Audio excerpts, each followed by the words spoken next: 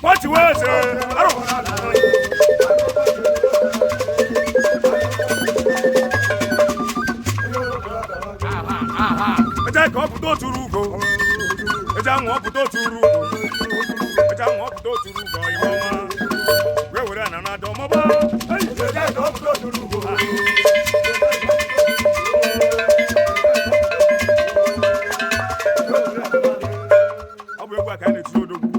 Hi Chief, ebere chukwu oji. Ha? Nwanze Ogbuefi, Michael Nwachinemelu. Odogwu n'ọba. Punch Club. Odogwu n'ọba ebe a na-agbala anị. Ha? Comfortable rooms. Hotel and suites. Odogwu kwa Chineke ekwe eme ka ọ na chukwu ekele kwule ahụ. Ọga. Na Kolombi, kombi. Oh yeah.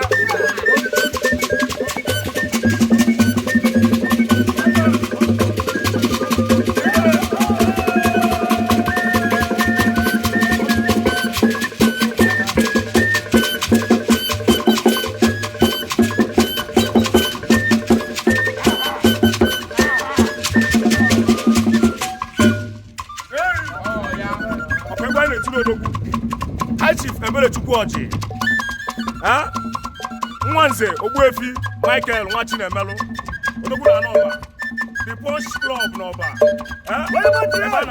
Ebe a na-agbala anị. Every Wednesday night club. Every Friday ladies night. Along Nnewi Road.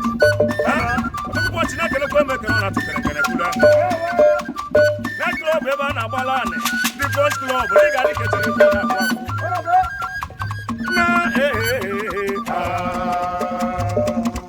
Ayi ga esu mbala go meso na hu. Ayi ga bula se la hu mo na be me kan na mo siri mu de hu o.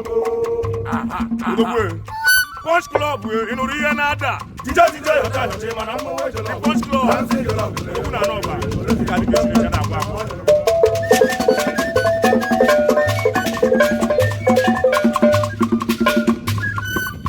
O shabata ne no mo ba ke. Mo ba ke o je ba le. Aro. Aje balane.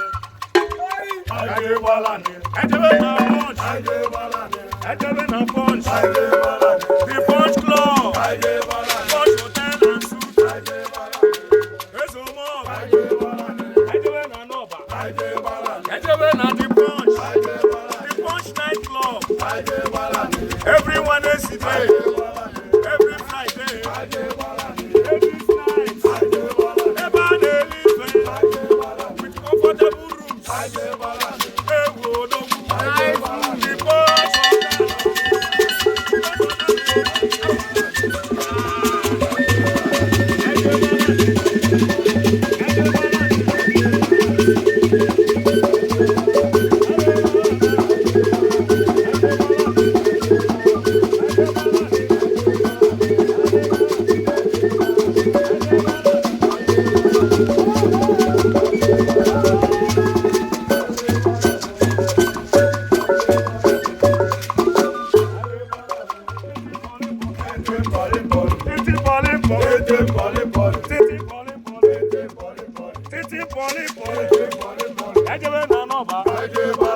Ejebe na Punch.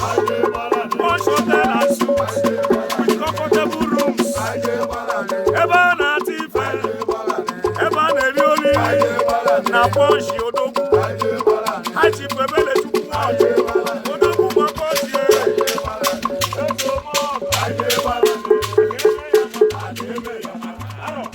Agebe ya maka.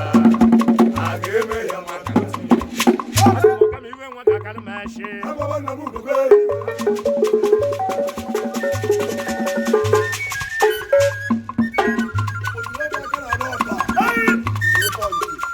Abu no bu ni kwa mama. Dabula joku tule buko. So onye bu na kikola go ku. Ekwe hakani kwa na gagwa ye ba no tu ya. Lakije na onye enwe. Bra recheze na n'onye ọsọ. Ọ bụ iti isusu ka ọ bụ. Na mbikọ na-ebute ajọ mgbagbu. Na mmadụ ga n'ebe ndị mwenụ siri bịa. Ọsọnya bụ loguru 15.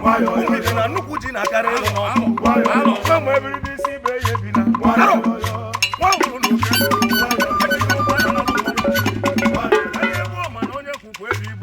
Oke tụrụ ọnụ na-eri n'otu ka ọ ga-alalụ. Ofe onye sụsa bigo ozu. Ọba nne ka ịma na mwepụ ndụ bụ agụ. O ji bụrụ na ndị mbụ bịara n'obodo. Ọrụ ndị agbalụ na ha kpachara ebe agụ na-akpa. Ụfọdụ sụchara ebele n'ọkụ.